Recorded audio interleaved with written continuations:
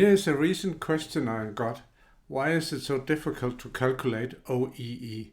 Well, it's not. It's not really difficult to calculate OEE. The math is pretty straightforward. It's all the other stuff surrounding it that's pretty difficult. But let's just put it out there right up front. I am by no means a lean consultant or an expert on lean matters, but we have over time seen that problems when dealing with OEE, they kind of fall into two camps. And one is that I would like to show you here a wonderful diagram made by Arno Koch. Shout out to him, where he shows how to calculate OEE. And I have marked here with the red rectangle the parts that go into the OEE calculation, and we all know it's availability, performance and quality, and that should be straightforward. And yes, from a math point of view it is, but then we run into trouble because what actually goes into each of these, and this is where we are so keen on you getting the definitions right before you do anything. Agree on the definitions, because it varies from one company to the other, how you want to do things.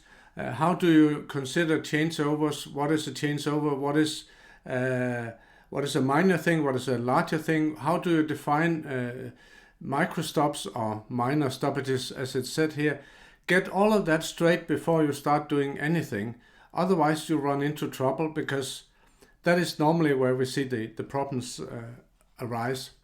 The other camp where we have problems arising, that is access to data.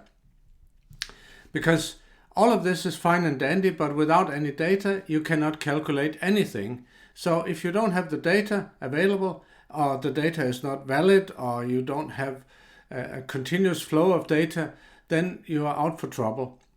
And for example, how do you measure and register changeover time? Is that something you do automatically, or is it done manually by an operator? And do they actually do that? And are you sure that the data is valid? That's just one example of problems we've seen. What about scrap versus rework? You have that down here in the good product part here as well. So yes, we have something that leaves the line, and it's not scrap, it can be reworked, but it's left for later. And when do you get back to that one? Is that in the following shift, or inside the same shift, or is it next week? Well, that has a huge impact on how you actually calculate your OEE, and not at least how you assess your OEE calculations. So, in short, calculating OEE is not difficult, it's all the surrounding stuff that you have to get right.